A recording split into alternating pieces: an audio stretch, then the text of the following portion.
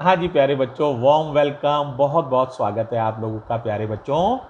Unit 3 chapter 4 और lecture number 4 बड़ा important topic है। ध्यान से देखिए, बहुत ही आसान भी है और इम्पॉर्टेंट भी है। तो देखो बेटे, हम निकालना चाह रहे हैं mag atom as a dipole. Article का नाम है एटम एज अ डाइपोल, या ये भी समझ सकते हो कि हम डाइपोल मूवमेंट कैलकुलेट करने जा रहे हैं। ठीक है, तो देखो कैसे डाइपोल मूवमेंट कैलकुलेट करेंगे। तो देखो, सबसे पहले तो नाम को ही देखो। एक बच्चा ये कह सकता है, सर आप कह रहे हैं एटम में दो पोल हैं और उसका डाइपोल मूवमेंट है। सर कैसे? एटम डाइपोल का मतलब समझ रहे हो? यानी एटम का व्यवहार एक छोटी मैग्नेट जैसा होता है। तो बेटे एक सवाल तो यही दिमाग में आता है, एटम एक छोटी मैग्नेट जैसा व्यवहार कैसे कर सकता है? और उसमें दो पोल होते हैं, तो सर कैसे उसमें दो पोल हो जाएंगे, नॉर्थ पोल और साउथ पोल? और वो एक टिनी मैग्नेट जैसा व्यवहार कैसे कर सकता है? तो जरा समझो, ध्यान दो तो क्लियर होगा। देखो, अगर हम बहुत बेसिक सी बात कहें तो प्यारे बच्चों देखो, ये है आपका एटम, जिसके अंदर एक तो न्यूक्लियस होता है। ये न्यूक्लियस समझ लो, ये है न्यूक्लियस। और इलेक्ट्रॉन जो हैं वो इस न्यूक्लियस के चारों तरफ चक्कर लगा रहे हैं। बहुत बेसिक सी बात कही है, सही बात है। अब मूविंग इलेक्ट्रॉन का मतलब है मूविंग चार्ज।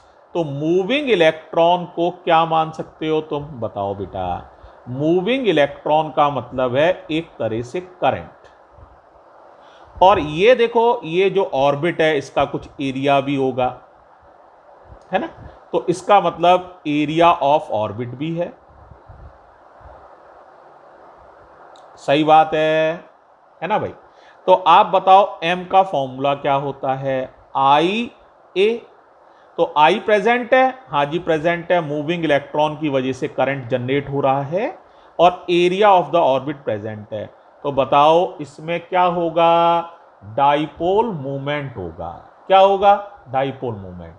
इस वजह से एटम एक डाइपोल होता है या हो सकता है। ठीक है, इतनी बात क्लियर हो गई। तो एटम का व्यवहार एक डाइपोल जैसा हो सकता है। अब डाइपोल में कितने पोल होंगे? दो, नॉर्थ पोल और साउथ पोल। तो अगर बेटे देखो इलेक्ट्रॉन ऐसे चलना है ना, तो करंट इसके अपोजिट मानी जाएगी। ये करंट की डायरेक्शन हो गई। जिधर इलेक्ट्रॉन चलता है, इलेक्ट्रॉन नेगेटिव चार्ज है, तो उसकी उल्टी दिशा में करंट की दिशा मानी जाती है। तो ये करंट हो गई। अब ये करंट कैसे चल रही है जरा देखो ध्यान से, बोलो जरा कैसे चल रही है? Anti clockwise. तो ये नॉर्थ पोल हो गया ऊपर से, तो ऊपर से हो गया नॉर्थ पोल और अंदर से हो गया साउथ पोल।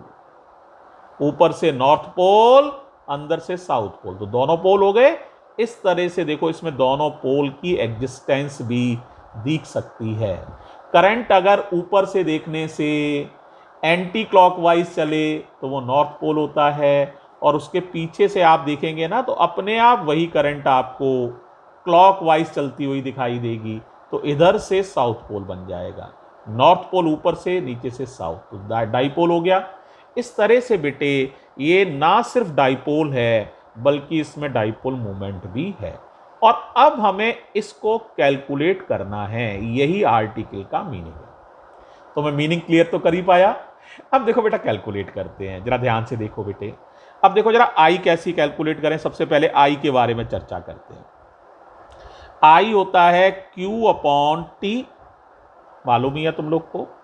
अब टी क्या होता है? Time period. टाइम पीरियड होता है डिस्टेंस अपॉन स्पीड। सही बात है, यानी बोलो बच्चों, एक चक्कर में चली गई डिस्टेंस बताओ, एक चक्कर में कितनी डिस्टेंस चलेंगे आप? 2πr। और स्पीड है आपकी v। तो टाइम पीरियड का फॉर्मूला भी आ गया। चार्ज की जगह लिखोगे Q की जगह E। बताओ E क्यों लिखवा रहे हैं? क्योंकि इलेक्ट्रॉन है। तो I का फॉर्मूला बन जाएगा, जरा केयरफुली देख लेना भाई, I का फॉर्मूला क्या बनेगा? I बराबर Q की जगह E और T की जगह 2πr अपॉन v, अपॉन वाला v ऊपर आ जाएगा। तो ये बेटे I का एक बहुत इंपॉर्टेंट रिजल्ट आ जाएगा, I बराबर EV अपॉन 2πr। अब मुझे तो m निकालना था ना, तो m आ जाओ फ्रॉम इक्वेशन 1। बोलो क्या हो जाएगा, फ्रॉम इक्वेशन 1 बोलो क्या हो जाएगा बेटा, m बराबर I की वैल्यू बताओ, ये है EV अपॉन 2πr, और एरिया ऑफ द ऑर्बिट बताओ। देखो ये सर्कुलर ऑर्बिट है, तो इसका एरिया हो जाएगा πr²। समझ में आ गया होगा? कुछ कट रहा है बताओ जल्दी से। हाँ बिल्कुल सही कह रहे हो, कट तो रहा है भाई। पाई से पाई, आर की एक पावर, तो बताओ फॉर्मूला क्या बचेगा m का? m का फॉर्मूला बचेगा EVR अपॉन 2। देखो बोर्ड में यहां तक भी प्रूफ करने को आया हुआ है, हालांकि आर्टिकल यहां खत्म नहीं है, आगे भी चल रहे हैं, लेकिन बोर्ड में ये पूछा गया है m को प्रूफ करो एक एटम के लिए, EVR अपॉन 2। तो ये इंपॉर्टेंट रिजल्ट है, ध्यान रखना। ये हो गया थर्ड। अब बेटे तुमने केमिस्ट्री में एक बात पढ़ी हुई है, जरा ध्यान से सुनो। बोर्स एटॉमिक मॉडल पढ़ा है? बोलो पढ़ा है या नहीं? 11th में भी पढ़ा है, स्ट्रक्चर ऑफ एटम में है। क्या था? इलेक्ट्रॉन हर ऑर्बिट में नहीं घूम सकता है। Electron can only revolve in those orbits whose angular momentum is the integer multiple of h upon 2π। याद आ रहा है? इलेक्ट्रॉन सिर्फ उन्हीं ऑर्बिट में घूम सकता है जिनका एंगुलर मोमेंटम का फॉर्मूला होता है mvr, और ये h अपॉन 2π का इंटीजर मल्टीपल हो, है ना? तो ये आपको याद होना चाहिए, इस कंडीशन को मैं अप्लाई कर रहा हूं। तो according to Bohr's model, according to Bohr's model, बताओ बेटा क्या बताया था, आप बताओ जरा। एंगुलर मोमेंटम क्या होना चाहिए? Integer multiple of h upon 2π। Angular momentum होता है mvr, ये है एंगुलर मोमेंटम का formula. Is the integer multiple, n का नाम है any integer number 1 2 3 4, h upon 2π। n का नाम है एनी इंटीजर, और क्लियर कर लो। h का नाम तो शायद तुम्हें याद ही होगा, क्या नाम है h का बताओ फिर? Planck's constant. क्या नाम है? Planck's constant. तो ये तुम्हें याद ही है, प्लैंक्स कांस्टेंट। बोलो भाई यहां तक क्लियर है सबको? कोई डाउट तो नहीं है? ठीक है। अब देखो बेटे यहां से ना मैं VR की वैल्यू निकालना चाहता हूं। किसकी वैल्यू? VR की। आप कहेंगे क्यों? यहां VR की वैल्यू सब्सटीट्यूट करना चाहता हूं। अब समझ में आया? तो VR हो जाएगा NH upon 2πm, NH upon 2πm। इसको यहां लगाऊंगा अभी, तो देखो जरा क्या हो जाता है। पेज चेंज कर रहे हैं, तो बोलो क्या आ जाएगा? VR की वैल्यू यहां से अभी बताई थी, तो VR आ जाएगा प्यारे बच्चों NH अपॉन 2πm। m का मतलब बहुत क्लियर कर दूं, मास ऑफ एन इलेक्ट्रॉन, ये इसका मतलब है, मास ऑफ एन इलेक्ट्रॉन। इस वैल्यू को हम m की वैल्यू में रख रहे हैं, इक्वेशन नंबर शायद 4 है, देख लेना। तो m बराबर था EVR अपॉन 2, याद है? अब VR की वैल्यू रख दो यहां से, तो ये हो जाएगा E अपॉन 2 तो लिखा रहने दो, VR की वैल्यू लगा दो NH अपॉन 2πm। अब बताओ क्या फॉर्मूला बन गया? तो ये फॉर्मूला बन गया m का, केयरफुली देखना, n इंटू EH अपॉन 2 2 जा 4 πm। अगर कोई बच्चा केयरफुली देखे तो ये सारी क्वांटिटीज कांस्टेंट हैं। Charge of an electron fix value है, प्लैंक्स कांस्टेंट फिक्स वैल्यू है, 4 पाई कांस्टेंट है, mass of electron fix value है। तो ये एक कांस्टेंट है पूरा। इसे फिजिक्स में कहते हैं म्यू बी, बोर्स मैग्नेटॉन। क्या कहते हैं? Bourse magneton. इसको कैलकुलेट भी किया जा सकता है इनकी वैल्यू रख के। तो कैलकुलेशन से ये वैल्यू जो आएगी, है ना, वैल्यू रख दोगे तो जो आंसर आता है वो आता है 9.27 इंटू 10⁻⁻24। और आपको पता है एन की तो कोई यूनिट है नहीं, ये तो इंटीजर नंबर है। तो जो यूनिट एम की होगी वही यूनिट म्यू बी की होगी। तो यूनिट होती है एम की आई ए, एम्पियर मीटर स्क्वायर। तो इसकी यूनिट भी होती है एम्पियर मीटर स्क्वायर। ये इसकी वैल्यू है। इसका मतलब एम का जो फॉर्मूला बन गया शॉर्ट में, वो बन गया एन म्यू बी। अब आप कहेंगे सर इससे आप क्या बताना चाहते हैं? बन गया तो कोई और भी बात आप कहना चाहते हैं? Of course. अब एक इंपॉर्टेंट बात बेटे मैं तुम्हें बताना चाहता हूं, बहुत ध्यान से सुनना सभी लोग। देखो बेटा, तुमने एक फॉर्मूला पहले पढ़ा हुआ है, ध्यान से सुनो। Q equals to N E. याद करो पढ़ा है या नहीं। इस प्रिंसिपल का नाम भी पढ़ा है। बोलो क्या नाम होता है? Q बराबर प्लस माइनस एन ई या Q बराबर एन ई। इसे कहते हैं principle of quantization of charges. याद आया सब लोगों को? मतलब बताओ क्या मतलब है इस बात का? इसका मतलब है चार्ज जो होता है किसी चीज पर वो कम से कम होगा E। E नहीं है तो फिर होगा 2E या फिर 3E या 4E, यानी E का इंटीजर मल्टीपल होगा। इस तरह का चार्ज 1.5E, 0.7E, 2.2E, इस तरह के charge fractional value of charge of an electron possible नहीं है। ठीक है। अब आप केयरफुली देखो, जैसे Q बराबर एन ई है इसी तरह है M बराबर एन म्यू बी। इसका मतलब डाइपोल मूवमेंट भी क्वांटाइज्ड होता है।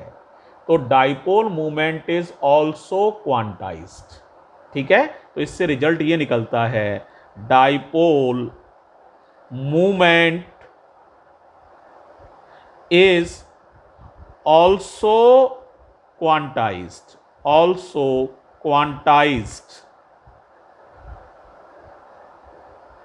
in terms of mu b। अब कई बच्चे कहेंगे सर नहीं समझ पाए, तो समझो।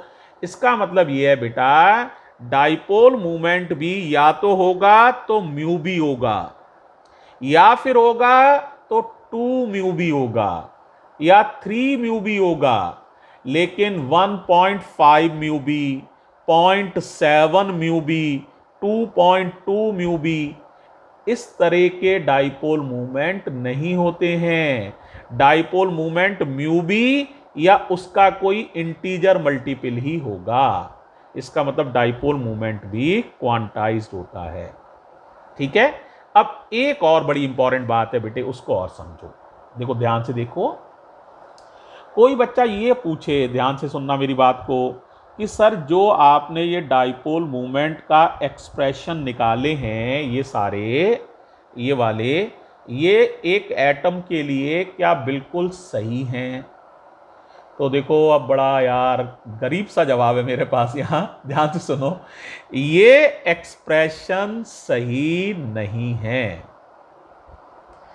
क्यों? एक सवाल है, क्या गलती है सर? गलत कैलकुलेट किया है आपने? नहीं, मैंने तो सही कैलकुलेट ही किया है। इसमें एक ना ड्रॉबैक है, हमने सिर्फ इलेक्ट्रॉन का एक ही मोशन डिस्कस किया है कि इलेक्ट्रॉन सिर्फ घूम रहा है। कोई बच्चा ये भी कह सकता है सर इलेक्ट्रॉन तो घूमने के साथ साथ स्पिन भी करता है, अपनी एक्सिस पर भी घूमता है, यानी घूम भी रहा है और अपनी एक्सिस पर भी घूम रहा है। तो हमने सिर्फ यहां उसका रोटेशनल मोशन तो डिस्कस किया है, लेकिन हमने उसकी स्पिनिंग को डिस्कस नहीं किया है। तो बेटे जो डाइपोल मूवमेंट पैदा होता है वो सिर्फ रोटेशन के कारण ही पैदा नहीं होता, स्पिनिंग के कारण भी पैदा होता है, लेकिन वो 12th में बियॉन्ड द स्कोप है, इसलिए स्पिनिंग को हमने डिस्कस ही नहीं किया है। जब हमने कोई चीज डिस्कस ही नहीं की, एक ही मोशन से आंसर निकाल दिया, तो निश्चित रूप से वो आंसर सही नहीं होगा। तो ध्यान रखो, we have only discuss the, बोलो, this circular motion of electron, but we have not discuss the spin motion of electron. और जो मेनली कंट्रीब्यूशन होता है डाइपोल मूवमेंट में, अब बड़ी इंपॉर्टेंट बात है, ध्यान से सुनना, वो बेटे स्पिन मोशन का ज्यादा होता है। इस मोशन का जिसका हमने डिस्कस किया है, इसका कंट्रीब्यूशन, इसका सहयोग डाइपोल मूवमेंट में कम होता है। ठीक है, तो मेन चीज को तो डिस्कस ही नहीं किया है। ठीक है, इस बात को मैं लिख भी देता हूं, देखो। तो बोलो मैंने क्या बताया, in this article we have only discussed, we have only discussed, क्या डिस्कस किया है बताओ, we have only discussed the rotational motion of an electron, but we have not discussed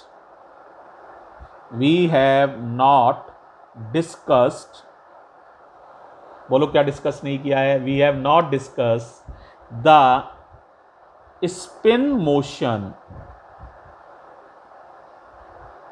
of electron. Remember that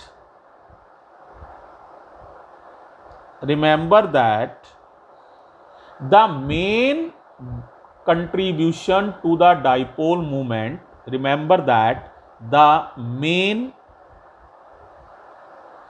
contribution to the dipole moment